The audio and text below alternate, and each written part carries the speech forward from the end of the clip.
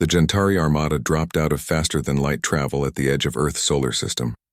10,000 warships appeared in perfect formation, their hulls gleaming with the dark metal that had brought fear to 47 conquered star systems. Commander Vethrak stood on the bridge of his flagship, watching the blue-green planet that would be his greatest victory. "Begin the scan," he ordered. His tactical officer worked quickly at the controls. "Sir, detecting numerous vessels throughout the system. Estimated 30,000 ships of various sizes. Most appear to be cargo vessels and civilian craft." Vethrak smiled, showing his sharp teeth. "They have not detected us yet. Good. We will broadcast our demands once they see our power." But something felt wrong. The human ships continued their normal patterns. Large cargo haulers moved between planets. Small shuttles flew back and forth to orbital stations. Mining vessels worked among the asteroids. Nobody seemed to notice that the largest invasion fleet in Gentari history had just arrived. "Sir, we are receiving a transmission," the communications officer said. "It appears to be automated." "Play it," Vethrak commanded. A calm, computerized voice spoke in several languages. "Attention unidentified vessels. You are entering Sol System Traffic Zone 7. Please transmit your registration codes and flight plans to avoid collision penalties. Failure to comply will result in fines and possible impoundment." Vethrak stared at the communications panel. "They think we are traffic? Perhaps their sensors are primitive," his second officer suggested. "They cannot comprehend the size of our fleet. Send them our declaration of conquest," Vethrak ordered. The communications officer worked for several minutes. "Sir, their systems keep rejecting our transmission format. It appears they have filters that block unregistered senders." On Earth, Captain Sarah Chen sat in the cockpit of her cargo ship, the Lazy River. She was hauling industrial equipment from Earth to Luna, a routine trip she had made hundreds of times. Her co-pilot pointed at the navigation display. "Hey, Sarah, looks like some foreign fleet just jumped into the system. They're sitting right in the middle of shipping lane 7. Sarah groaned. "Are you kidding me? That's my route. I don't have time for this." She switched her radio to the traffic control channel. "Luna Control, this is Lazy River. Can you tell those idiots in lane 7 to move? I've got a delivery deadline." The controller's voice crackled back. "We're aware, Lazy River. They haven't filed proper documentation. We've dispatched a traffic management vessel to handle it." At Earth Defense Headquarters in Geneva, Admiral James Okonkwo sat through another boring meeting about budget allocations. His assistant knocked on the conference room door. "Admiral, sorry to interrupt, but there's an unregistered fleet in the outer system." Okonkwo didn't even look up from his papers. "Size? Approximately 10,000 vessels, sir." "Origin? Unknown. They're not responding to standard hails." Okonkwo sighed. "Probably another one of those isolationist colonies that forgot to file their paperwork. Send them the standard information package and make sure they know they need permits before entering inter-system traffic zones." "Yes, sir." The meeting continued. Okonkwo had bigger problems. The Mars shipyards were threatening to strike, which would delay 36 ship completions. That was a real crisis. Vethrak watched in growing confusion as human vessels continued to ignore his fleet. A massive cargo hauler passed within weapons range, completely undefended. He could destroy it with a single shot, but where was the fear? Where was the panic? "Commander, perhaps we should demonstrate our power," his weapons officer suggested. Vethrak considered this. In every previous conquest, the native species recognized the threat immediately. They sent desperate diplomatic missions. They mobilized their defenses. They begged for mercy. These humans just ignored him. "Target an empty section of their ocean," he ordered. "Fire one antimatter warhead. Let them see what we can do." The missile streaked through space and detonated in the Pacific Ocean, creating a massive explosion visible from orbit. The blast was powerful enough to generate a small tsunami. Vethrak waited for the response. Surely now they would understand. Now would come the fear. On Earth, emergency systems detected the explosion. Automated response vessels immediately headed to the area. Sarah Chen, now halfway to Luna, heard about it on the news feed. Breaking news. Large explosion detected in the Pacific Ocean. Cause unknown. Coast Guard reports minimal damage to nearby areas. Investigation teams are en route. In related news, insurance companies remind citizens that unexplained space debris is covered under standard policies. Sarah shook her head. Weird. Probably some old satellite fell out of orbit. At Earth Defense, Okonkwo finally got a report that caught his attention. "Admiral, that unregistered fleet fired a weapon. It hit the Pacific," Okonkwo frowned. "Casualties?" "No, sir. They hit empty water, about 2,000 kilometers from the nearest inhabited island." "Damage assessment?" "Some minor tsunami damage to automated monitoring stations. Already being repaired." Okonkwo pulled up the video of the explosion. He watched it carefully. The yield was significant. Military grade. But why hit empty ocean? "Sir, what should we do?" Okonkwo thought for a moment. "File an insurance claim. Send a strongly worded message to that fleet that weapons discharge in controlled space is illegal. If they do it again, we'll have to respond officially." "Should we mobilize defense forces?" "Not yet. Could be an accident. Maybe a weapons malfunction. Let's not jump to conclusions," he paused. "But do tell them they're blocking commercial shipping lanes. That's going to cost someone money." Vethrak stood frozen on his bridge. He had just fired an antimatter weapon at their homeworld. He had demonstrated his power to destroy, and the humans had filed paperwork. They had sent cleanup crews. They were discussing insurance. "Sir, we are receiving another automated message," the communications officer said weakly. The same calm, computerized voice spoke. "Attention, unidentified fleet. You have violated Sol System weapons protocols. A fine of 50,000 credits has been assessed. Please submit payment and proper documentation within 72 hours or face additional penalties. Have a nice day." Vethrak's hands gripped the command console. In 47 systems, his Armada had brought empires to their knees, and these humans were sending him parking tickets. Vethrak called an emergency meeting with his senior officers. They gathered in the war room of his flagship, confusion evident on their faces. "They are mocking us," his weapons officer said. "They must be. No species could be this ignorant of danger." Vethrak paced back and forth. "I have studied the psychology of conquest for 30 years. Every species responds to overwhelming force with fear. But these humans—" He gestured at the display showing human ships still moving in their normal patterns. "They treat us like we are lost traitors." "Perhaps they are in shock," his science officer suggested. "Their minds cannot process the threat, so they continue normal behavior."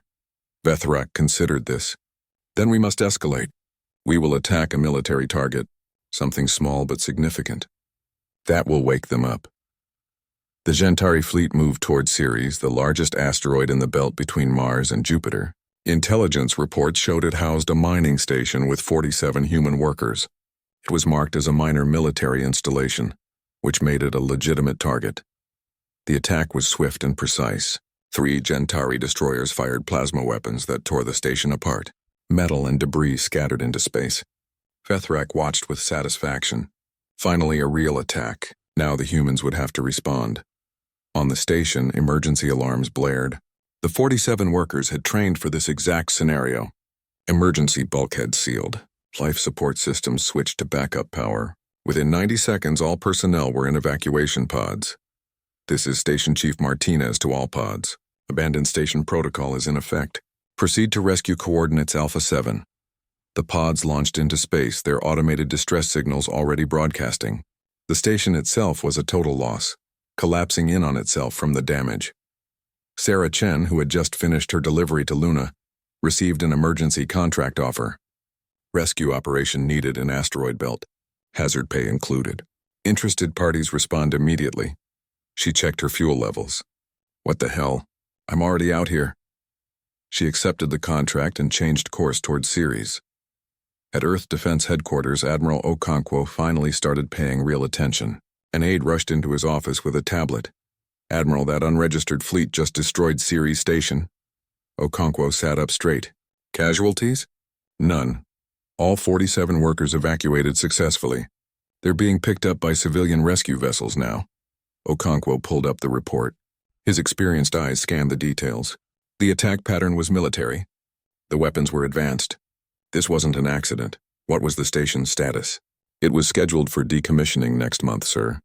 Equipment was already being moved out. That's why the crew was so small." Okonkwo frowned. These attackers had either incredible luck or terrible intelligence. They'd blown up a station that was already being abandoned. He opened a communication channel. "Get me the UN Interstellar Relations Committee. We need to figure out who these people are and what they want." The UN committee met in emergency session. Representatives from Earth's various governments filled the chamber, all talking at once. "This is clearly an act of war," the North American delegate said. "We don't know that," the European delegate countered. "They haven't responded to any communication attempts. Maybe they're having technical problems."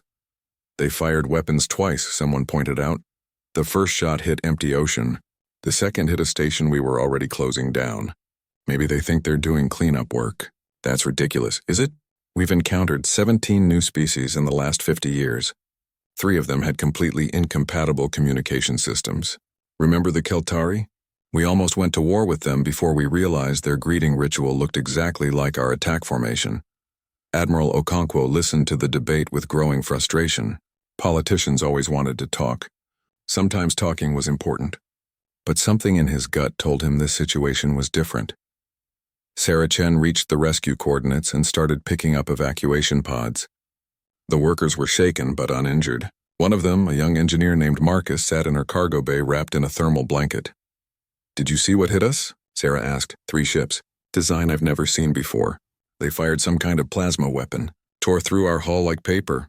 Sarah considered this. "Sounds like that foreign fleet in the outer system. Maybe they're hostile after all, you think?" Marcus said sarcastically.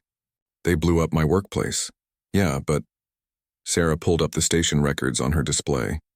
"Your station was already tagged for closure. All the valuable equipment was moved out last week. You were just there doing final safety checks. So either they're really bad at picking targets or they don't know what they're doing." On the Gentari flagship, Vethrak reviewed the intelligence reports with growing unease. His officers had intercepted human communications about the Ceres attack. But instead of military mobilization, they were reading insurance documents and labor reports. "Sir, they are calling it an industrial accident," his intelligence officer reported. "Their news agencies listed under workplace incidents, not military attacks." "That is impossible." "We destroyed their station." "Yes, sir. But apparently the station was already scheduled for destruction. They were taking it apart anyway." Vethrak felt a chill run through his body. In all his years of warfare, he had never encountered anything like this. "What about their military? What is their response?" "Their defense fleet is on alert, but they have not mobilized. They are still trying to establish diplomatic contact with us." "We do not want diplomatic contact. We want surrender." The intelligence officer shifted uncomfortably.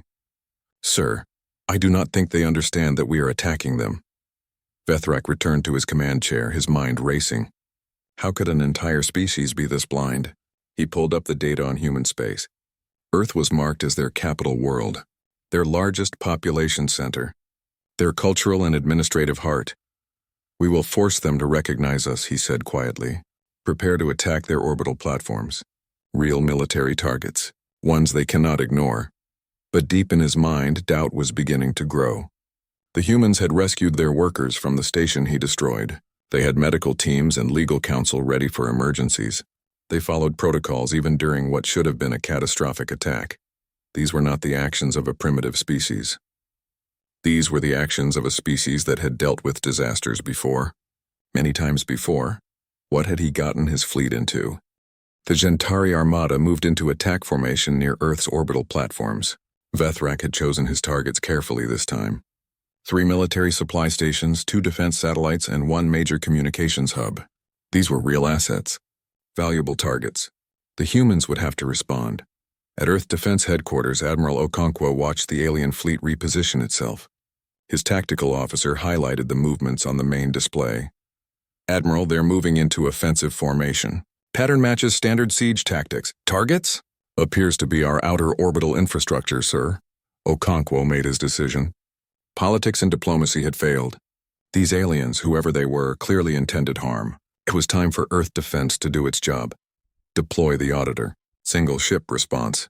Let's see if we can resolve this without starting a war. His staff looked surprised. The Auditor was just 1 cruiser. The alien fleet numbered in the thousands. "Sir, shouldn't we send the full defense fleet?" "No.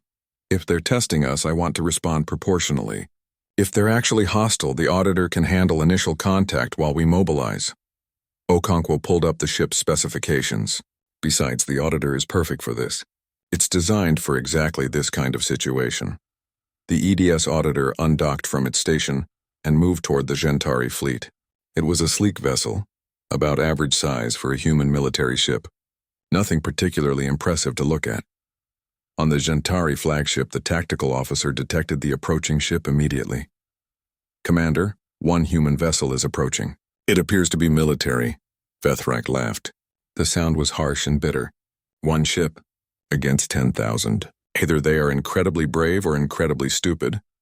Perhaps it is a diplomatic vessel, sir. Then it picked a poor time to arrive. Begin the attack on the orbital platforms. When that single ship sees our power, it will flee back to its masters with our message. The Gentari fleet opened fire. Plasma bolts and missile salvos streaked toward the orbital targets. But before they could reach their destinations, something impossible happened. The weapons simply stopped working. "Report," Vethrak shouted. "Sir, our targeting systems are being disrupted. External intrusion detected in our computer networks." "How is that possible?" "Unknown, sir. The intrusion is extremely sophisticated. It's rewriting our weapon protocols."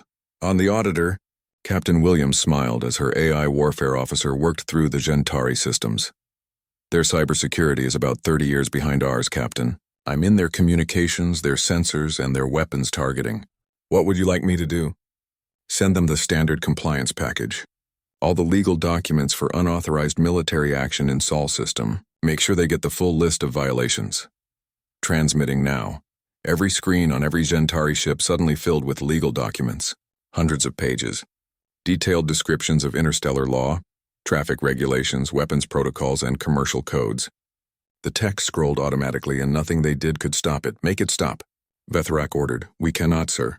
They have complete control of our systems."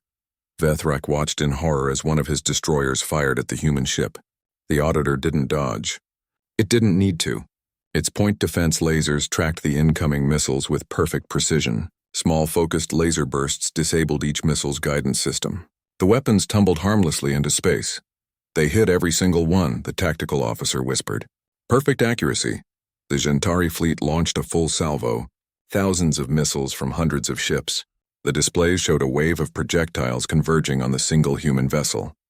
It was an attack that could level a city. Inside the Auditor, warning alarms blinked as the targeting systems tracked the incoming weapons.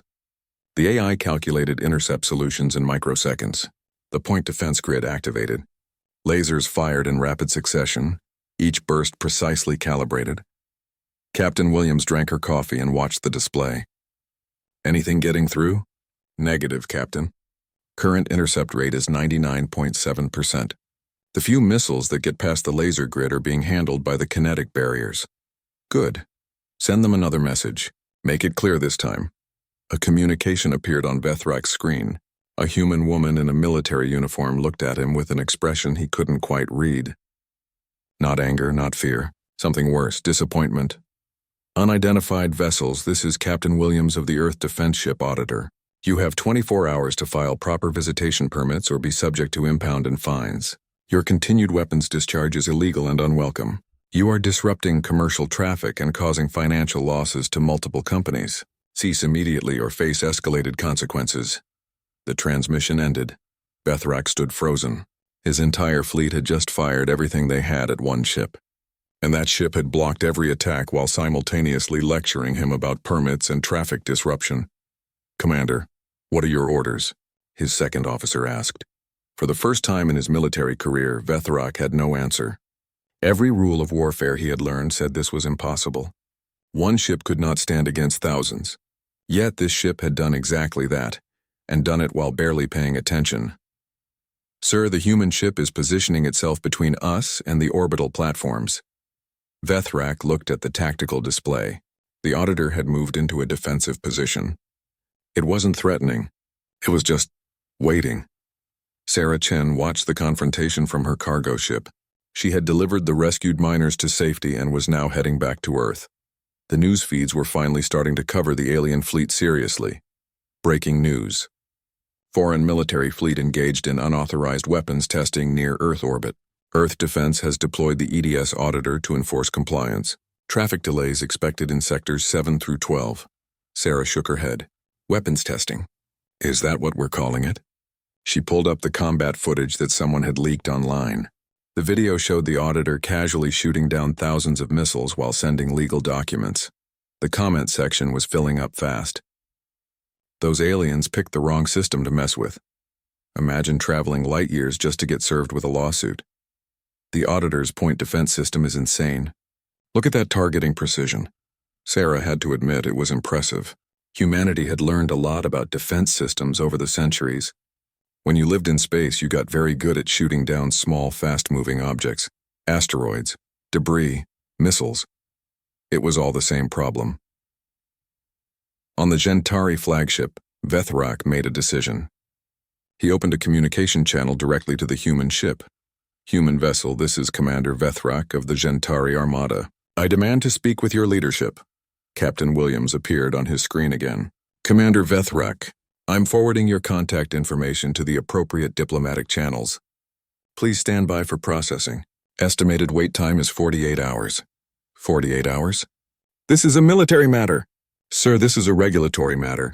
You've violated multiple commercial and safety codes. The military aspect will be addressed after the legal issues are resolved. Please remain in your current position and cease all weapons activity. Have a nice day. The transmission ended again. Vethrak sat down heavily in his command chair. He had conquered star systems. He had broken empires. He had brought entire species to their knees. And now he was being put on hold by a bureaucracy. His intelligence officer approached carefully. Sir, I have completed analysis of the human databases we accessed. There is something you need to see. What is it? Sir, Earth is not their military capital. It is their administrative and cultural center. Their real military power is distributed across their colonial systems. Vethrak felt cold dread spreading through him. How distributed? Sir, we estimate there are more than 2,000 human-controlled star systems. Earth contains only a small fraction of their total population and military assets. The command center fell silent. Every Gentari officer understood what this meant. They had attacked what they thought was the human homeworld, expecting it to be their center of power. Instead, they had attacked a museum. A monument. A place humans kept because it was historically important, not because it was strategically vital. And even this backwater, this administrative center, had defeated their entire armada with a single ship. What would the real human military be like?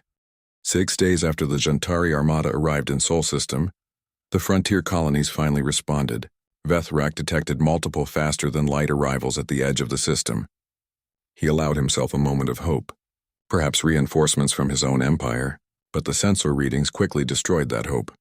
Sir, detecting approximately 400 vessels entering the system. All appear to be human in origin.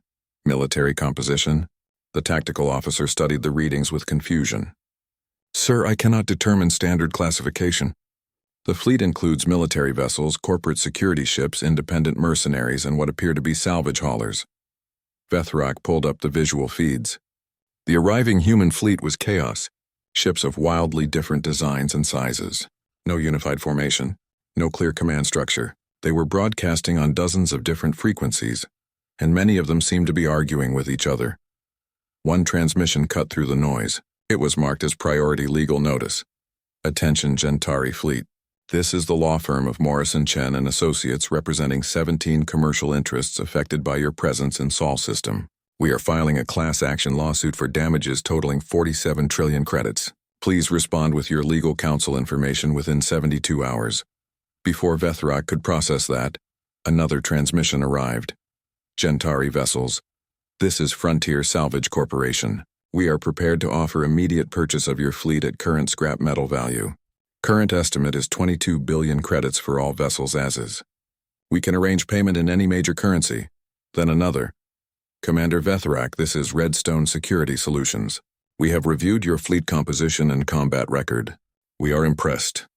We would like to discuss employment opportunities for your warriors.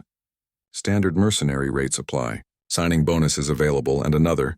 Greetings, Commander. I am Julian Hargreaves, CEO of Hargreaves Media Productions. I am prepared to offer 300 million credits for exclusive rights to your species' military history and this invasion attempt. We are planning a documentary series titled Mistakes Were Made, Invasions That Failed. Your participation would be invaluable. Vethrak's communications officer looked at him helplessly. Sir, we are receiving over 2,000 individual contact requests.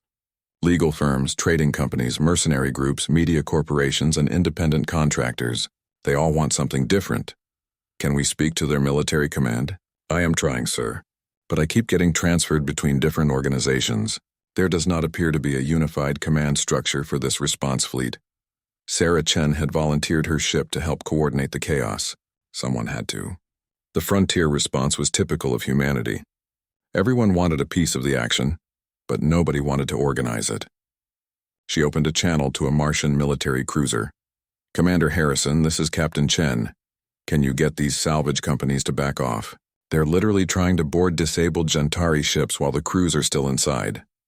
Harrison's voice came back tired and annoyed. Chen, I have zero authority over civilian vessels. If they're breaking laws, file a complaint with traffic control. Traffic control is overwhelmed. They're charging both us and the Gentari for crowding the orbital zones. That sounds like a you problem. Sarah switched channels. This was going nowhere. She tried contacting the Gentari directly. After several attempts, she got through to their command ship. A reptilian alien appeared on her screen. He looked exhausted. Human vessel, state your purpose. Commander Vethrak, I assume. I'm Sarah Chen. I'm a cargo ship captain, but right now I'm trying to keep this situation from getting worse. Do you have anyone coordinating your legal defense? Vethrak stared at her. Legal defense? We are an invasion fleet. We do not need legal defense. Yes, you do. There are currently about 50 law firms trying to sue you. If you don't respond, they'll get default judgments and seize your ships. Seize our ships? We are a military force. Yeah. A military force that's currently in violation of about 200 commercial and traffic regulations. Look, I know this is confusing. Trust me, it's confusing for us too. But if you want to get out of this with anything left, you need legal representation. Vethrak looked at this human woman. She was the first person who had spoken to him like he was a rational being, rather than either a threat or a business opportunity. Why are you helping me? Sarah shrugged. Because this whole situation is stupid. You attacked Earth, which was dumb, but nobody actually died, so maybe we can all walk away from this without it turning into a complete disaster. But first you need lawyers. We do not have human lawyers. I know a good firm. I'll send you their contact info. They specialize in first contact incidents. She paused. Fair warning, they're expensive, but they're good. In Admiral Okonkwo's office, the situation was somehow both serious and ridiculous. He had representatives from 20 different organizations all demanding different things. The salvage rights should go to established companies, not random opportunists. My clients have suffered real financial losses. They deserve compensation. The Gentari have valuable military technology. Earth Defense should claim it for research. We should execute them as war criminals. Okonkwo held up his hand for silence. Nobody is executing anyone. Yes, they attacked us. Yes, they caused damage. But their attacks were poorly targeted and caused minimal casualties. In the context of interstellar law, this is a minor incident. Minor. They're an invasion fleet. They're a confused military force that made several bad decisions. I've reviewed their actions. They're not genocidal conquerors. They're conventional military that expected us to behave like their previous opponents. Okonkwo pulled up his files. I fought in the Proxima conflict. I've seen what real interstellar war looks like. This isn't it. This is a misunderstanding that escalated. The room fell silent. Everyone knew about Proxima, the 3-year war that killed billions. The conflict that made humanity realize they never wanted to fight a real war again if they could avoid it. So what do? Someone asked. We negotiate. We get compensation for damages. We make it clear that attacking human space is unprofitable and legally complicated, and we turn potential enemies into trading partners. That's what we're good at. On the Gentari flagship, Vethrak met with his senior officers. They had all reviewed the data on human civilization. The picture it painted was disturbing. They have fought 3 major wars in their spacefaring history, the intelligence officer reported. Each one nearly destroyed them. Each time they survived by adapting. The Proxima conflict alone killed 11 billion humans. They rebuilt in less than 30 years. They're not warriors, the tactical officer said. They're survivors. They don't fight to win glory. They fight to not lose. And when they're not fighting, they absorb their enemies into their culture. Vethrak looked at the display showing the chaotic human response fleet. They are not united. Look at them. arguing over salvage rights and legal procedures. That is their strength, the science officer said quietly. They are not united by command. They are united by mutual benefit. Attack one and you face all of them. Not because they are ordered to respond, but because you've become unprofitable to tolerate. A young officer spoke up. Commander, I have been studying their entertainment media. They have hundreds of stories about alien invasions. This scenario, a fleet arriving to conquer Earth, it is a common story element in their culture. What does that mean? It means they have been invaded in their imagination hundreds of times. They have protocols. They have plans. They have cultural memory of how to handle this, even though it has never actually happened before. Vethrak sat in silence. He had led his fleet across the galaxy to conquer humanity's homeworld. Instead, he had discovered that humanity didn't have a homeworld anymore. They had thousands of homes, and their real strength wasn't military power. It was something far more dangerous. They turned everything into a system, even invasion, especially invasion. His communications officer approached. Sir, a human law firm is requesting conference. They claim they can represent our interests in the damages negotiations. Vethrak made his decision. His pride wanted to fight. His honor demanded he die in battle rather than surrender to bureaucracy. But his duty was to his crew and his people. Accept the communication. Let us see what these humans really want. The negotiation took place on a neutral space station called Gateway 7. Vethrak found the location deeply strange. Half the station was diplomatic offices. The other half was shopping centers, restaurants, and what appeared to be a casino.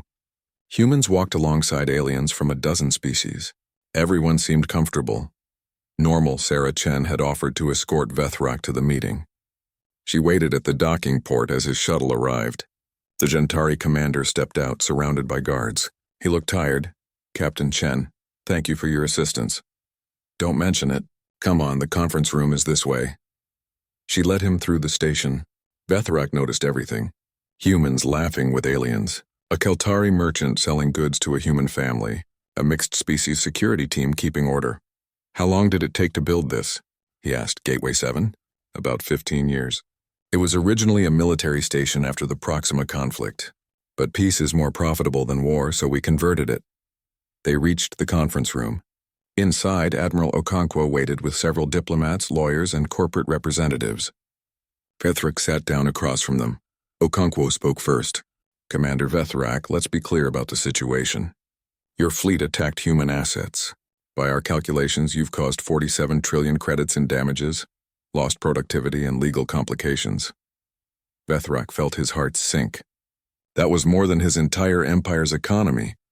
However, Okonkwo continued, we don't want your empire's wealth. We want something better. What? A human lawyer pulled up a document. Your fleet consists of 10,000 military vessels. Our analysis shows they're well built, but technologically outdated. We are prepared to offer the following deal. The terms appeared on a display. Vethrak read them carefully. You want to refit our ships with your technology and sell them back to us? At cost, yes. No profit for us. We'll upgrade your weapons, sensors, and defensive systems to human standards.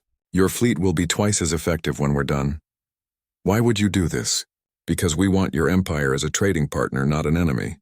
You'll owe us favors, not money. You'll open trade routes. You'll share information about the species you've encountered. And you'll tell other aggressive species that attacking humans is a bad idea. Vethrak looked at the numbers. It was actually a good deal. Better than he deserved. What about war crimes? Your people want me tried. Okonkwo shook his head. Some do.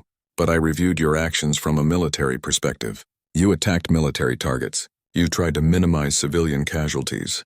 You followed your species' war traditions. From our legal standpoint, this was aggressive negotiation, not genocide. Aggressive negotiation? You came in loud. You made threats. You broke some things. But you didn't commit atrocities. In human terms, you could have been much worse. Sarah spoke up. Commander, can I ask you something? Why did you attack Earth? Vethrak was silent for a moment. My intelligence said it was your capital. Your homeworld. Every species we have conquered valued their homeworld above all else. We thought if we threatened Earth, humanity would surrender to save it. And when we didn't panic, I thought you were in shock, or that your communications were primitive. I never considered that Earth might not be as important as I believed. Okonkwo leaned back. Earth is important to us, but not because of strategic value. It's important because of history, because of memory. We keep it beautiful and protected because it's where we came from, but we don't need it to survive anymore. We're too spread out for that. A corporate representative spoke. Commander, humanity learned something important over the last few centuries. Unity through command doesn't work for us. We're too chaotic, too individualistic. But unity through mutual benefit? That works perfectly. We don't force our colonies to follow orders. We make it profitable for them to cooperate. Another human added, the same principle applies to aliens. We've integrated 40 species into human space, not through conquest, through making it better for them to work with us than against us. Vethrak absorbed this. You turn enemies into assets. We turn enemies into partners, Okonkwo corrected. There's a difference. Partners benefit from the relationship. Assets are just exploited. The negotiations continued for hours. Vethrak found himself actually impressed by the human approach. They were ruthlessly practical but not cruel. They wanted compensation but were willing to accept it in trade rather than tribute. They had been attacked but were willing to forgive if it meant avoiding future conflict. During a break, Sarah took Vethrak to the station's observation deck. They looked out at the stars together. Can I tell you something? Sarah said. Most humans never wanted to be warriors. We're traders, explorers, scientists, artists. We got good at fighting because we had to. Because the universe kept trying to kill us. Asteroids, cosmic radiation, war, disease, famine. Every generation faced something that could wipe us out. But you survived? Yeah. We survived by being too stubborn to die and too clever to fight fair. When we can't win through strength, we win through persistence. Through making the cost of fighting us higher than the benefit of destroying us. Vethrak looked at her. You are not afraid of my fleet. No, not anymore. At first, maybe. Before we understood what you wanted. But once we realized you were just military following standard conquest doctrine, you became a problem to solve, not a threat to fear. That is the human perspective on everything, isn't it? Problems to solve, Sarah smiled. Pretty much. Even if the problem is a 10,000-ship invasion fleet. 6 months later, the Gentari fleet departed Sol system. Every ship had been refitted with human technology. Vethrak stood on his bridge, now enhanced with human sensors and defensive systems. His crew was mixed now. Several humans had joined as technical advisors. A few Gentari had chosen to remain in human space, curious about this strange civilization. Sarah Chen's cargo ship flew escort, making sure the Gentari fleet filed proper departure documentation. She had become something like an unofficial ambassador. Someone had to make sure both sides understood each other. Sarah, Vethrak said over a private channel, I have a question. Were you ever really in danger from my fleet? Sarah was quiet for a moment. Honestly, if you had hit population centers, if you had targeted civilians, if you had actually tried to genocide us, yeah, you could have killed billions before we stopped you. But you would have lost. Even if you destroyed Earth, you'd face 300 billion angry humans scattered across thousands of systems. You'd spend centuries fighting, and eventually we'd grind you down through sheer numbers and determination. So you were vulnerable. Everyone's vulnerable. The trick is making attack so unprofitable that nobody tries. That's what humans do. We make cooperation worth more than conquest. On Earth, Admiral Okonkwo read the final reports. The Gentari situation was resolved. Total human casualties, 0 deaths, 47 minor injuries, 1 destroyed mining station. Total cost, significant but manageable. Total benefit, a new trading partner, valuable intelligence on 30 other species, and another example that attacking human space was a bad investment. He thought about what people would say. Some would call it weakness that Earth didn't destroy the Gentari fleet. Others would call it wisdom. Okonkwo knew the truth was more complex. Humanity had been scared. Truly scared, for about 6 hours after the first antimatter detonation, before they understood what they were dealing with. Humanity had faced extinction multiple times. They had cultural memory of species-ending threats, but they had also learned not to panic, not to jump to genocide as a solution, not to become monsters while fighting monsters. The Gentari had attacked Earth while humans scarcely looked their way. Not because humans were arrogant, not because they were blind, but because in the vast, complex tapestry of human civilization, even a 10,000-ship armada was just another challenge. Another problem. Another species that would eventually learn what others had learned. Humans were not the strongest species in the galaxy. They were not the smartest. They were not the most advanced. But they were the ones who turned every disaster into an opportunity. Every enemy into a potential partner. Every threat into a negotiation. Sarah Chen docked her ship at Luna Station and headed home to Earth. She had a vacation planned. 2 weeks on a beach in what used to be called Thailand. No cargo runs. No alien invasions. No diplomatic incidents. She looked at Earth from orbit, the blue-green world that started everything. Humans had spread across the stars, but they never forgot where they came from. They kept Earth beautiful, not as a military fortress, but as a memory. A promise. A reminder of what they had survived and what they had built. The Gentari had learned an important lesson. Humanity's greatest strength was not violence. It was persistence, adaptation, the absolute refusal to quit, the ability to turn enemies into assets, problems into opportunities, and disasters into growth. In the end, the Gentari had attacked Earth while humans scarcely looked their way. And in that indifference, in that refusal to panic, in that bureaucratic response to an invasion, the humans had shown their true nature. They were not conquerors. They were survivors, and survivors by definition never give up.